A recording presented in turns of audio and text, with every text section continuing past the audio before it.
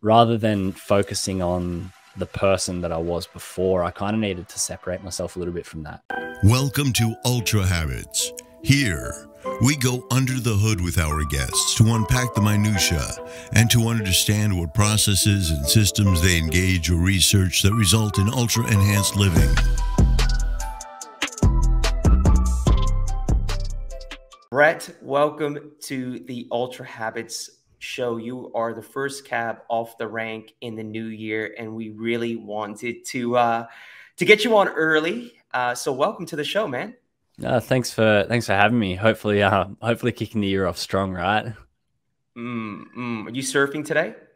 There's actually waves around, so yeah, I think I will at some stage. But I've been in the water the last couple of days, and it's been good. So it's probably nice to have a morning off and let the arms rest a little bit. But I'll definitely be out there later on for sure.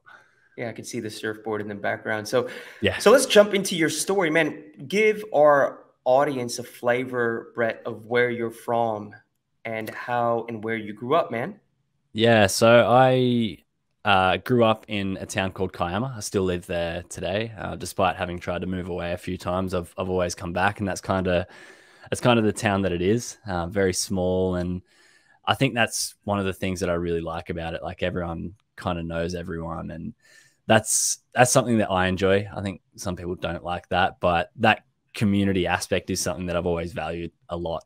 Something that, you know, came to help me later on in my life massively, which I'm sure we'll talk about. But yeah, grew up here and became a surfer at a fairly young age, not as young as what people are starting to surf now. You see kids out there when they're like 2-3 years old.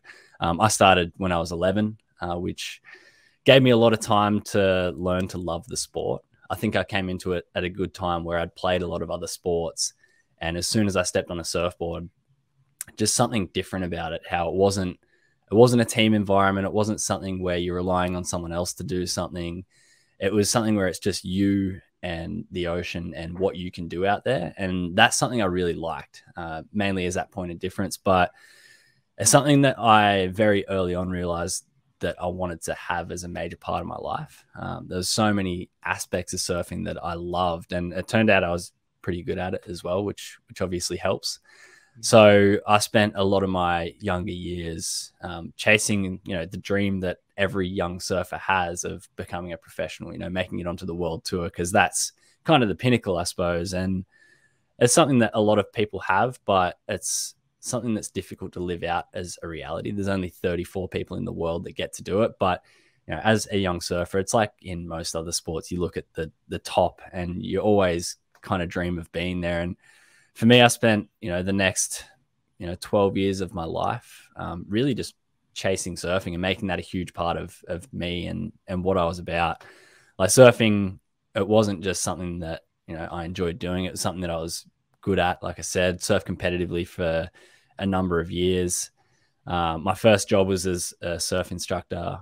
I worked in a surf shop, managed a surf shop, shaped my own surfboards for a little bit there. Even went and did surfing studies at university. So you can kind of tell that surfing was a really, really big part of my life. And ultimately, you know, that was kind of what was changed massively. I suppose we can kind of jump right into my story and say that there was one day or one impact that really changed my life forever. It did happen. Before we jump into that, I'm going to unpack a little bit about your relationship with surfing. Cool. Let's do that. So surfing is an interesting sport in the sense that so much of your performance and your ability to evolve as a surfer, I would imagine, is dependent on a lot of external conditions, like where you live, how good the water is,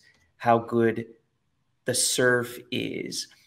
What's that like in relation to when you look at other sports that you might have played? You're effectively, you know, every morning you might wake up with this raring to go into the water and have a really good surf, but there's so much beyond your control. Yeah. What's the experience with that?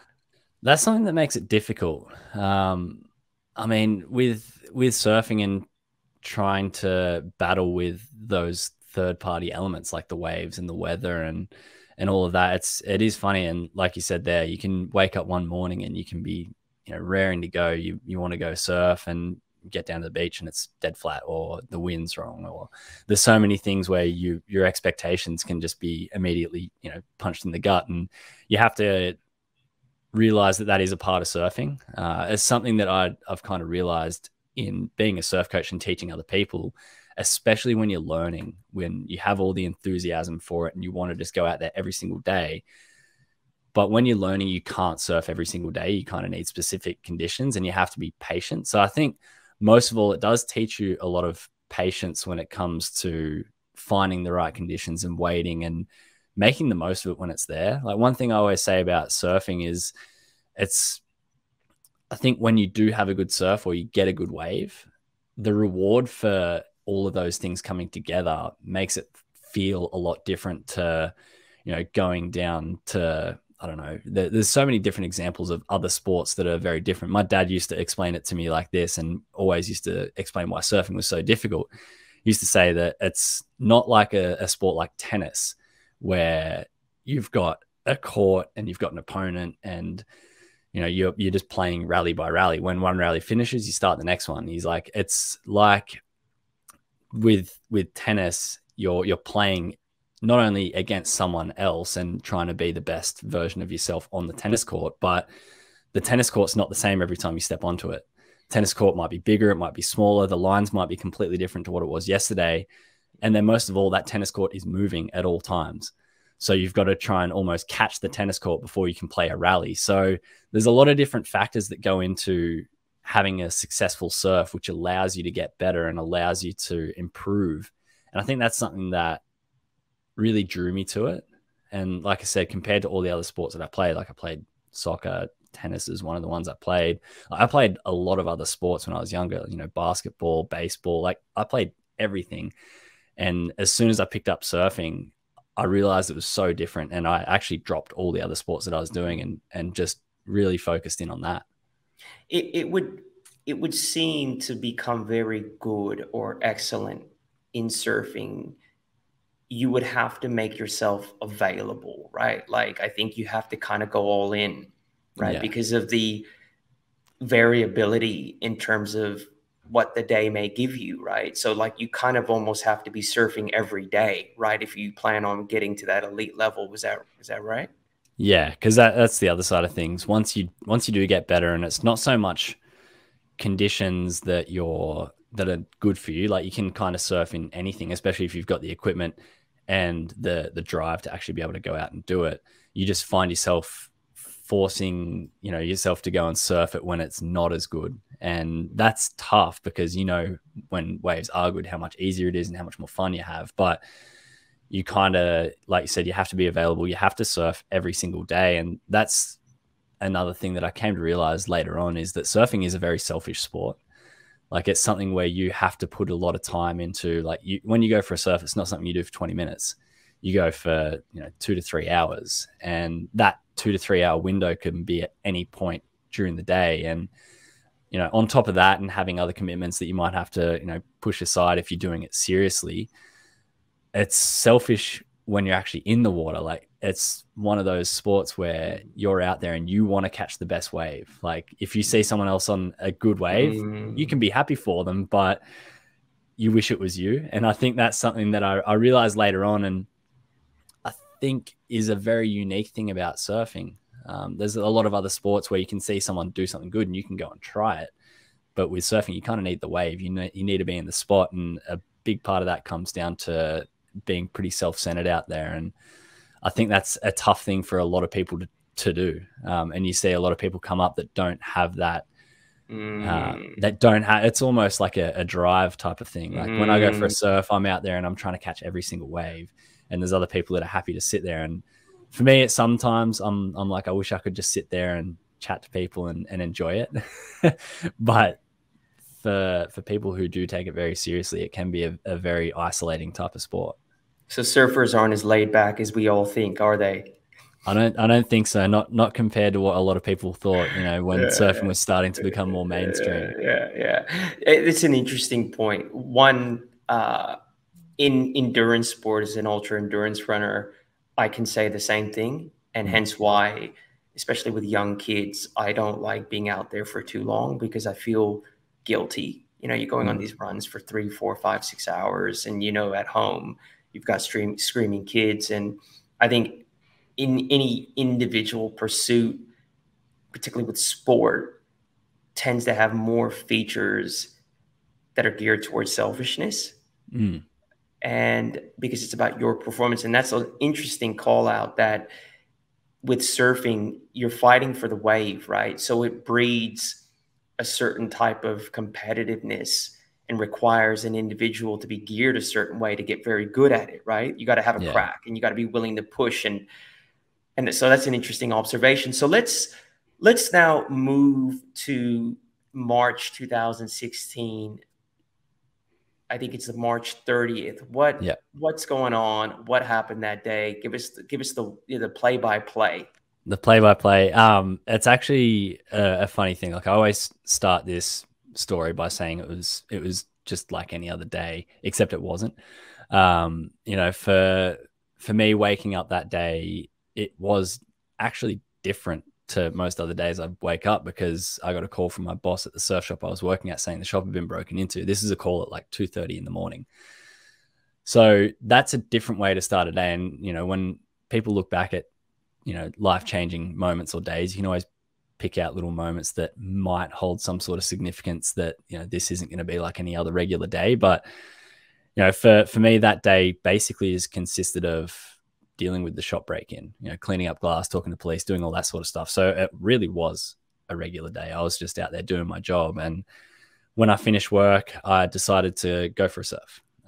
Surfing for me, apart from being all of those things competitively and where I put a lot of my drive into, it's still a happy place for me. Being in the ocean is somewhere that still calms me down, and it's somewhere that I enjoy being. So if I've had a bad day, or if, you know, I've got things going on, I always can count on surfing to be that environment where I can go and be myself. So after that day that I had, I decided that I needed to do that. So the place I grew up surfing, Bombo Beach in Kiama, surfed thousands and thousands of times out there. That's where I decided to go. There's no thought that goes into where I surf that afternoon. I go down there, call my good friend Joel, and just tell him I was going to go out there. Joel's one of my good friends that I call most times I go for a surf. A little bit less now. He's got a kid and has other commitments. As he said, it's something that you find a little bit harder to be away from. But he's an interesting person, because I'll call him to go for a surf a lot of the times. And he's one of those people, and everyone has a friend like this, that either you call them to do something, they'll show up late or like halfway through it, or they'll just not show up at all. Like, I'm sure everyone has this person in their life, and Joel's that person for me. And he was like, yeah, cool, I'll come down. We were going to go down to the river and go for a swim, because he was hanging out with his partner that day. He's like, but we'll come down to the beach anyway. So I went down to Bombo and was just surfing by myself for about 30 minutes before Joel actually came down. So that's, you know, the type of late person he is. That was actually a pretty good day for him, getting down there 30 minutes later. And we were just surfing together. Once he'd paddled out, we were surfing for about 30 minutes. Again, just sharing waves, enjoying the session. And we were sitting a little bit further down the beach, just so we could have some waves to ourselves. There was actually quite a few people out that day, but we found a little peak where we could just sit there and kind of just be to ourselves. And Joel had caught a wave. He was about, 100 meters down the beach. And I was kind of just sitting out the back by myself, reflecting on like the day that I'd had, kind of going through, the break-in, what I'd done, and kind of saying to myself, like, for the bad day that I've had, at least I've been able to come down. I've been able to have a surf, and I feel a lot better. And as I was having that thought, looking back at the beach, as the sun was just starting to set behind Saddleback Mountain here, like a really beautiful afternoon. And I got hit out of nowhere from my right side by what felt like a bus. I got thrown off my surfboard, and before I can actually figure out what's going on, I look down and there's a shark biting my left leg. And for me, this moment is where time, stops, it freezes. And this is my moment that a lot of other people who've been through something significant where they say that, you know, the next 5 seconds feels like 5 minutes.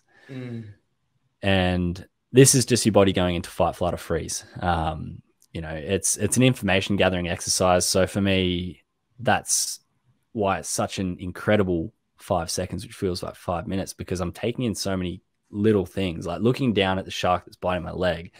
And I think a lot of people expect the first thing to go through your mind is to, you know, shout for help, or, you know, what a lot of people say, which is, you know, punch the shark.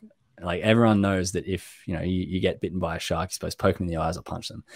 But before I can even think about doing that, time's just stood still.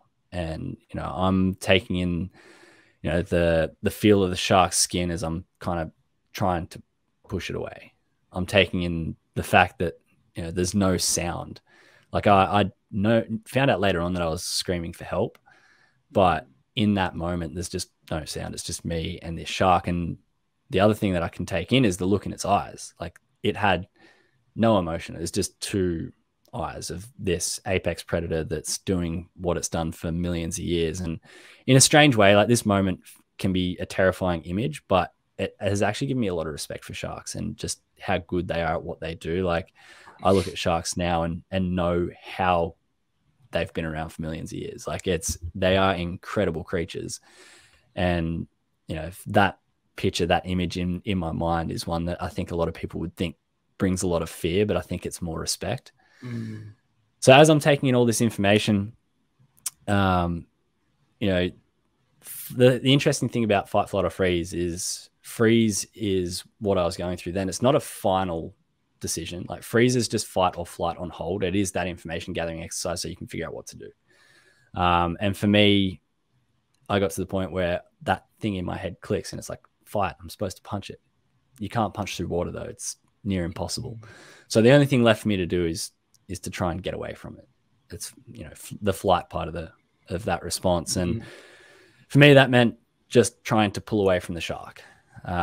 It was holding onto my leg, and me pulling away from it is what did most of the damage. So, you know, the unfortunate thing for us as humans is we're pretty fragile. Like, this body that we've been inhabiting, it's not that strong in all reality. When you decide to pull away from a shark that's holding onto your leg, it just separates that bit of skin from your body. Their teeth are so sharp. It's a really incredible thing, again, to look back on and kind of have that almost respect for just how efficient they are. Were you feeling pain? No pain at all. So when, I suppose, you're in those moments and there's so much adrenaline, there's no pain. I didn't feel pain for minutes after that. Not until I could actually try and reflect.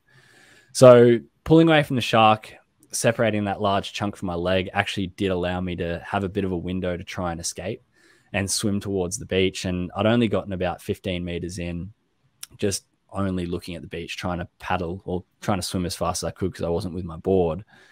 And I had a thought kind of wash over me, which is, I think, only natural. You know, I've been bitten once. Is this thing going to come back a second time? And I looked back over my shoulder just in time to see it coming back and was able to put my hands out to try and stop it. My right hand actually landed pretty well on its nose. My left hand went into its mouth, and I lost some skin off my hand and wrist, and was able to get it out just before it bit down. But it pushed me through the water for the next 20 meters or so with so much power. And here I am again, kind of. You mean you have your hand on its face and it's pushing you? Yeah.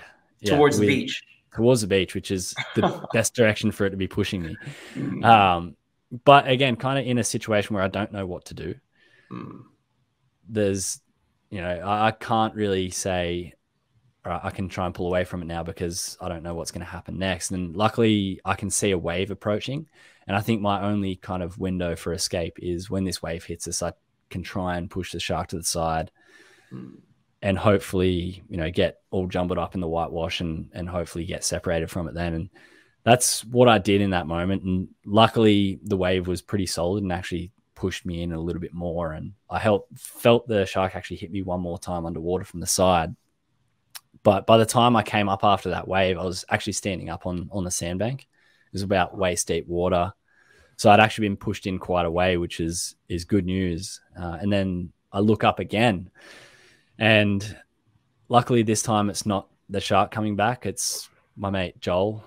He's paddling towards me as fast as he can. He'd obviously heard me shouting for help and had seen that danger and decided to paddle towards me, which is something that I'm incredibly lucky and incredibly grateful for, because without him there, I wouldn't have been able to make it to the beach. Like, he put me on his surfboard, he took me back to the beach, and by the time we got to the sand, I could not move anymore. Like, I'd lost a lot of blood by then. I was in shock and I couldn't even lift my arms up. So he's dragged me up the beach and then run off to get some help.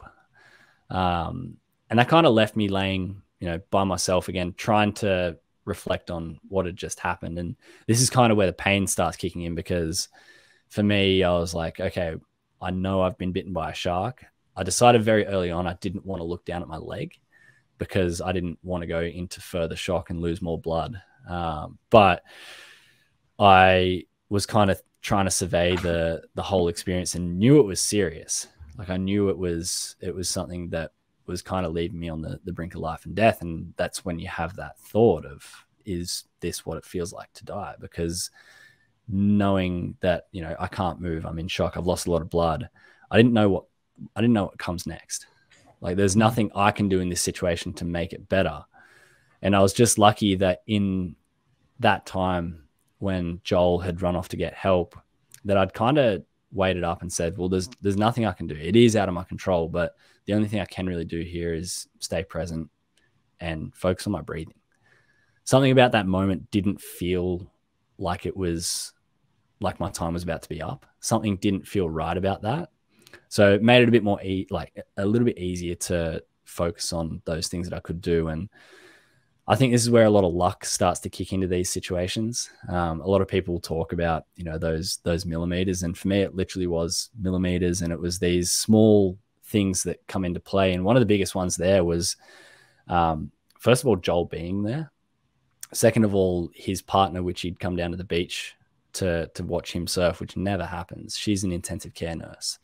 Wow. So one of the first people to come and see me and, go and get that other help knew what she was doing. She was trained, she was qualified. Joel did a great job with the tourniquets as well. And there was another nurse that was walking along the beach at that time to come and help. So again, you go from wondering if you're about to die and then having all of these amazing things happen that kind of make you think about, well, this is crazy that, I was, just about to be lights out, and now there's all these things kind of pulling in my direction. And luckily everyone on the beach did the right thing that day. And they stabilized me on the beach, applied tourniquets, stopped the bleeding until I was airlifted to St. George Hospital up in Sydney. So really lucky to have those people there. There's other luck that came into it, like the shark missing my femoral artery, and this is by a millimeter, and where they talk about millimeters.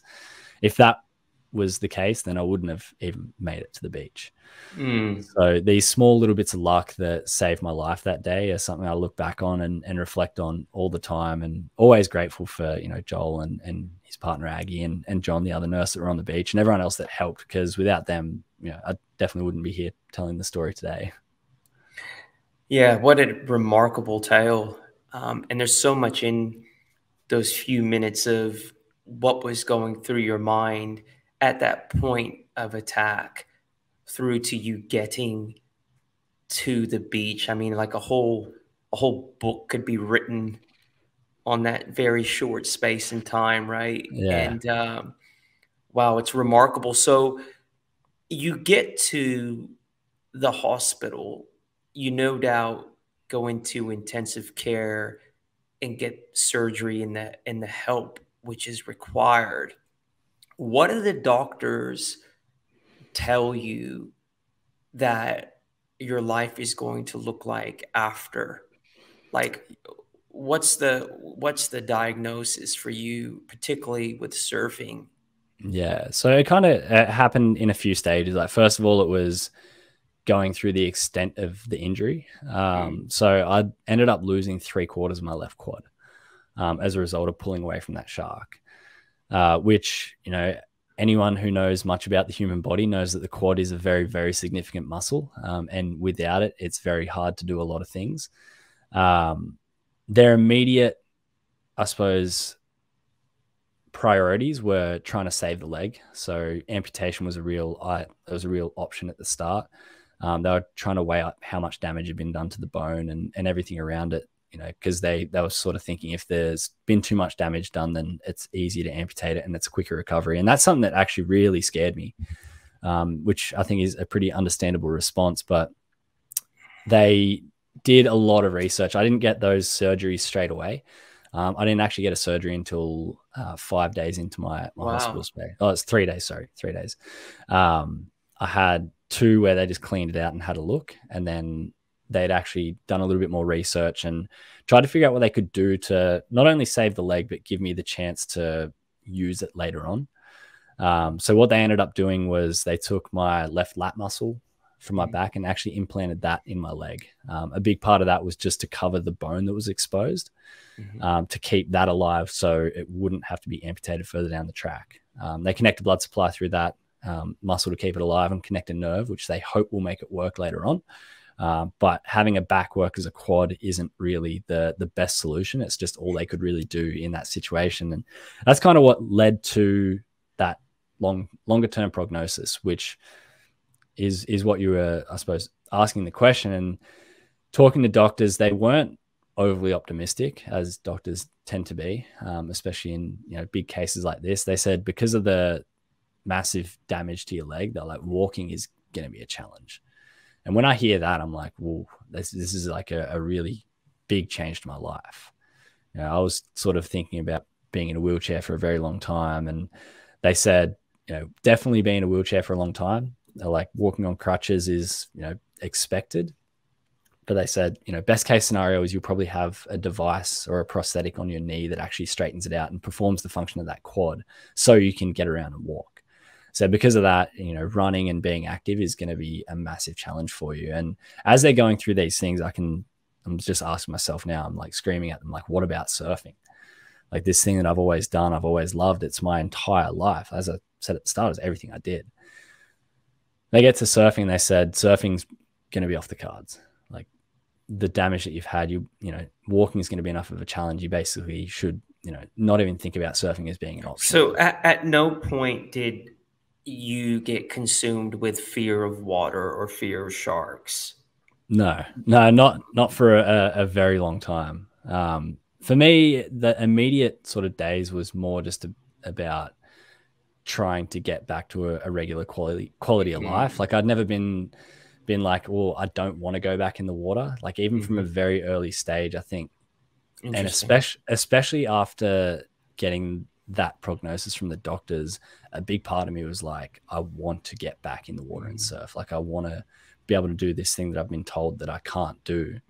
And that comes with its challenges. Like the next couple of months going through rehab, it was really just the basic things. And it's hard to go through basic things like learning to walk again when you have these grand ambitions of being able to get back in the water and surfing. Like it's something that gives you a massive reality check, and it really makes you actually take in the whole situation and be humble for it, because, you know, you can't just run out there and try and surf again because it's just not going to happen. And that's something that I learned over the next, you know, coming months, going through that process of rehabilitation and recovery, because it was really just the small steps.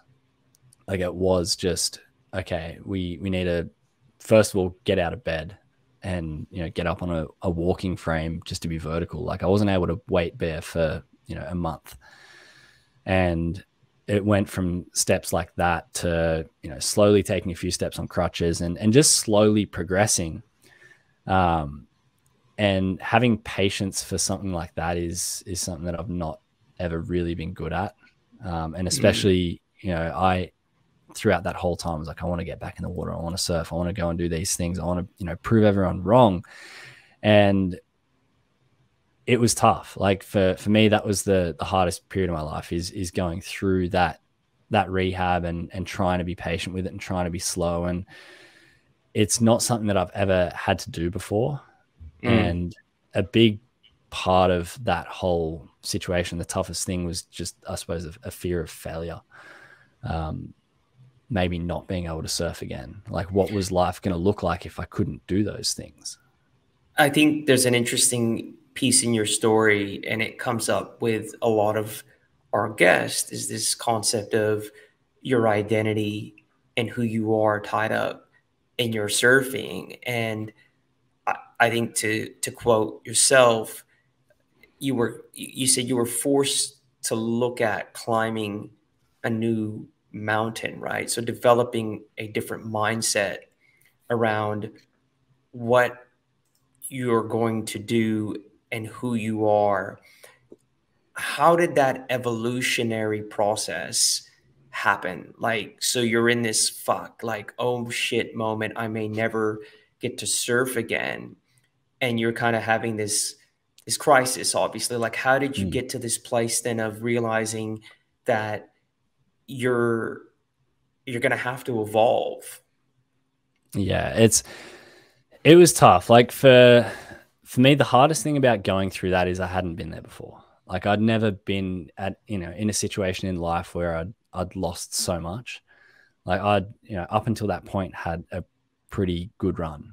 And sitting there, like, in hospital, you do feel very alone. And one of the biggest things that I say in that evolutionary process was the support that I needed. Like I said, growing up in a small town, that support was something that helped me massively. It was my friends, my family members. It was the surfing community actually worldwide. For something that I kind of wrote off as being a selfish sport before, having everyone kind of reach out and know, I suppose, what surfing means to someone, and everyone kind of being like, you can do it, you can get back in the water. It was a really big thing for me. But because it didn't come straight away and I didn't know how long it was going to be before I got back in the water, rather than focusing on the person that I was before, I kind of needed to separate myself a little bit from that. So I needed to almost have this different identity through my recovery where I focused on other things in life. And it was actually one of the best things that I could have done, because it really took my mind off the person that I was before. And that fear of failure that I mentioned just a little bit before was something that was kind of rooted in comparing myself to the surfer I was before and that person, because if I couldn't get back to surfing or surfing at a good level, then who was I? Like, could I be a surf coach if I couldn't surf well? Like, could I do all these things and live this life that I was living if I couldn't back it up with that tangible proof of being a good surfer? It's something I'd hung my hat on for so many years. So I really needed to separate myself from that and focus on really what I could do. Because as I was going through my recovery, there were a couple things that kind of kept me going. Like, it was that support that I mentioned before and those people around me that were really helping me get through just on an individual basis. But then there was kind of looking at the other things that I could do in my life, and started off just as the rehab side of things. Like, being in the gym is something I'd never really done massively before, but it was actually something I enjoyed doing. It was something that I really liked because it was very different to surfing, where surfing, it's kind of like you need all these different factors to combine where you can actually get better. The gym, I found out you can go there and you can work hard and you actually get the results from working hard. It doesn't rely on anything else but what you put into it. And that was something that was so different to surfing. And it definitely helped me through my recovery because it meant I spent more time in the gym and I enjoyed being there. It gave you a sense of control as well, definitely. Right? Like, your destiny's in your hands to a degree. Exactly. And that was kind of the tangible thing that was helping me through my recovery. But then also outside of that, there were other things that I took up to kind of take my mind off the entire recovery. And a big one of those for me was golf. Again, completely different sport to surfing. Yeah, it's an individual sport, but whereas surfing, there's no particular right way to surf, or surf a wave or draw your lines on a wave. Golf, there's a very specific way to make a swing for the ball to go straight. And going through the process of learning how to swing a golf club, and it was really the only thing I could do where it wasn't too taxing on my body, was great. And then being able to walk around the golf course again was obviously a good thing for my leg, and getting some weight through it and starting to build some strength in that way. So there were these little things that I could do. It was basically not focusing on what I couldn't do in the surfing. It was focusing on what I could do in other parts of my life that would not only help me, get fitter and stronger, which would help me get to that goal of surfing again. But kind of took my mind off the fact that I couldn't control this thing of being able to get back in the water. And, that extended to other parts of my life as well in a much healthier way. Like I became a lot closer with my friends and my family and the people around me because I started having time. Like rather than having to drop everything to go surfing, I could actually spend time with these people and develop those relationships. And a lot of people ask, like, what's one of the biggest ways you've changed in between, the person you were before and the person you are now? And the one that I think is the funniest that I always use as an example is I can travel to places now that don't have surf. Like for me, for my entire life, I would always, if I was going on holidays or going anywhere, there'd have to be waves. Like I could have to be near a coastline. Like I wouldn't be able to go anywhere. The first trip I did after the attack was to go to the south of France for my sister's wedding. And I got to this place, like I wasn't that thrilled on going there in the first place, but then I was like, this is amazing. There's culture, there's mountains, there's all these things that I never would have experienced if I was so fixated on only going to places with waves. And because I didn't have this thought process of, I can't wait to get through this week so then I can go home and surf or go somewhere else and surf. I actually enjoyed it. So on a tangible level, like that opened up so much more of the world to me. Like there's so many other things you can see when you're not just restricted to the coastline. I relate to that. So I mean, I have friends that are Ironmen. As an endurance runner, I typically will center family holidays, and within that, there'll always be an ultra. Yeah. And, I'm going back to the US, going back home in May, and I was going to do an ultra there, which I may not do. And just the thought of not doing it has opened up and broadened like my mindset on what we're going to do when we're there. Because I think as much as, you think you can have a holiday whilst doing something competitive, you can't, because you're kind of gearing for it. You're training for it. If you're a hyper-focused person, you're going to be focused on your performance, and it's not really a holiday. And so that's a really interesting point, because I've had a lot of conversations with Ironmen, particularly ones that have families that center their holidays around an event. But I think you bring up a really interesting and good point. I think for hyper-focused people and people that are switched on, particularly with their craft or their sport, it's not going to be a holiday. Yeah. Like you're not going to, because you're going to be focused, especially something like running or Ironman, your diet, your nutrition, your lead up. And I'm sure you have your processes with your surfing as well. So I think that's an interesting point. So we're in 2022. So this is 6 years ago. What's your relationship to water, to surfing now? It's definitely different to what it was before. Like an interesting part of that was, I suppose, the process of getting back in the water and surfing again. It took me 5 months of, that intense rehab before I was able to actually get back in the water.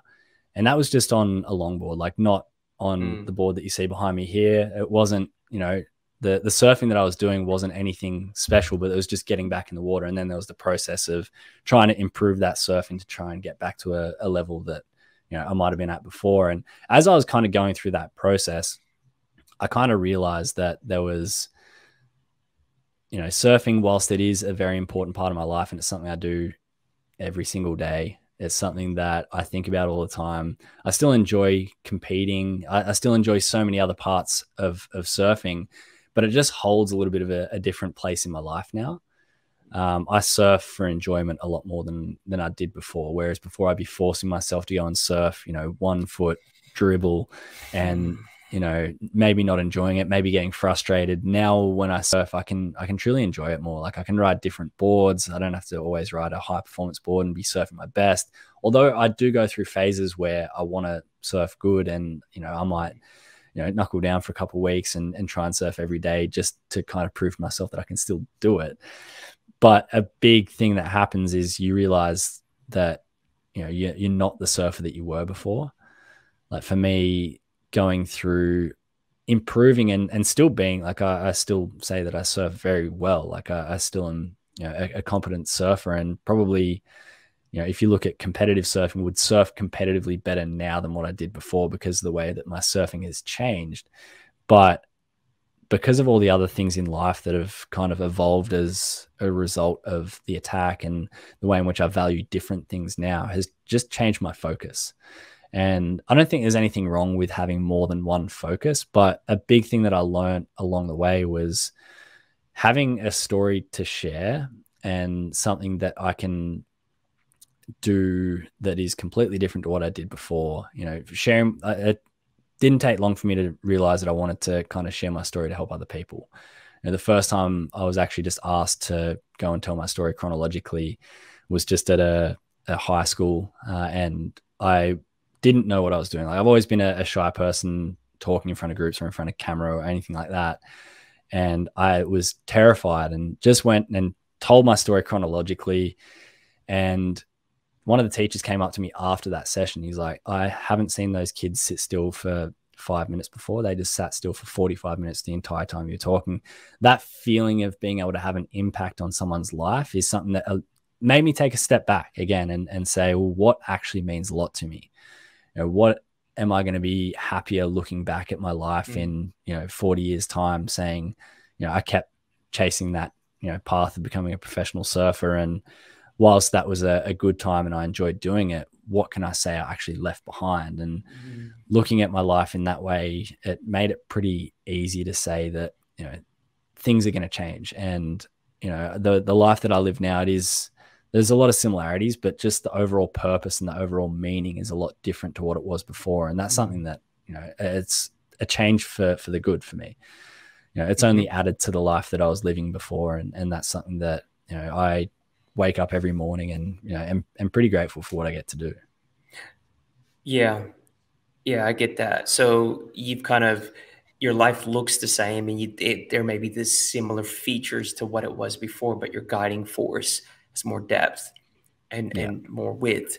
So let's talk about your habits. So I think in many ways, your recovery in the process that you had to endure to recover would be very insightful to people that have these New Year's resolutions that, I've got my views on New Year's resolutions, but I think it would be interesting for our audience as to what your habits were, particularly when you were recovering, because I know you would have been in a place where you weren't necessarily feeling like you wanted to do stuff. Your body may not have allowed you to do things the way that you could have before, but you would have had to become completely involved in the process versus what you felt or thought. So I think that could be very insightful for people that are looking to shift from where they are currently. What were some of the things that grounded you in terms of habits? It really comes down to, like, for me, it's kind of the philosophy of, being better each day. There's a conversation I had with someone else that was going through a serious injury at the same time as I was. And he gave me a bit of advice, which is to not compare yourself to the person that you were before. But if you have a goal, it's saying, what can I do every day to try and achieve that? They don't have to be enormous leaps, but it's just the small things to try and get better every single day. And that was something that really rang true to me, especially in those early days of recovery, saying, well, I'm not going to be the surfer that I was before straight away. Like, that's going to take some time. But what can I do today and tomorrow to work towards that? And that really added to kind of the way that I look at a lot of these things, and has definitely changed the way I live my life now. Like, getting through that recovery to the point of surfing again was something that, when I did look back on it, I realized that having something in the future, or having these goals, and for a lot of people, this is probably where resolutions come in. Like, they might have a goal, whatever it is, and a lot of people lose sight of it. And fair enough. Like, everyone's life changes. Whatever someone's goal is fine. And, some people stick to them, some people don't. But for me, it was having something that I really wanted to work on, having something that I really wanted to achieve. And for me, since that, it's been, probably doing more endurance things for my body. And it went from one of my mates who asked me to do the Oxfam 100K walk. And that's something that I probably shouldn't have been able to do, but I was like, I'd like the idea of being able to train for something and being able to do that. And then it was running a marathon, which I ran my first marathon a couple months ago, to next year or this year, I keep getting the years mixed up, I'll be paddling the Molokai, which is a 52K open ocean paddle between 2 islands in Hawaii. Having these big challenges that I want to go towards has been something that drives me, and something that I can keep in the future, and something that you can probably relate to as well. You know, if you've got an event or a race or a distance that you want to try and achieve. But for me, it was about the way that I looked at these goals, and paired with that advice that I got before, which is trying to be better every single day, because whether you achieve that goal or not is irrelevant in my view. Like, if you achieve it, that's awesome. Like, you can be so proud and so happy. But if you don't achieve it, as long as you've put in everything that you know you can do to get to that point, if you've done everything you can do to be better each day and you haven't done it, then you can't be ashamed of not achieving it. Like, pride lives in the process there of doing everything you can do every single day. And that for me has been one of the things, just in the way I look at a lot of things I do in life, and kind of breaking it down day by day, because, you know, these big, you know, sweeping changes that people might want to make in their life, it doesn't happen overnight. It happens with every single step that you choose to take every single day. And I guess that'd probably, you know, I'd be interested to see what that actually, how you look at that, you know, because I know for myself, when I was going through the whole marathon running thing, like, I found that a really big challenge, but running was a big thing where I was like, okay, I can do something every day to help me get to that goal. And is that something that you do? I think look, I think you're 100% right. I think you set yourself a crucible, and the process will transform you. And it's as simple as that. Yeah. And I think you gotta be in love with the slog, you know, because that's where the evolution will happen, not in the goal itself. And as an athlete or endurance athlete or whatever, the actual race is the easiest piece.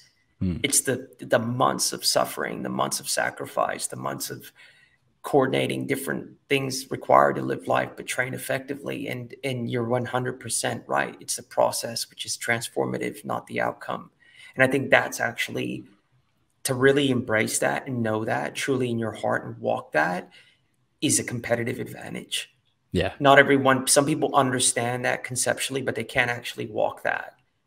Yeah. Like, you know, people see these fancy quotes about love the process and rah, rah, rah. But, you know, people can quote that. But, you know, it's Anthony Trucks, a former guest on this show, said, it's like, what you do in the dark is what counts. Yeah. When no one's looking. When no one's looking, right? Yeah. It's that shit, dude. And that's the process. It is. So, like, I find the idea of the process like a pretty interesting thing, because it's become like almost a part of like popular culture of people saying, you know, trust the process and enjoy the process. Like, the process itself is just the framework that allows you to get from A to B.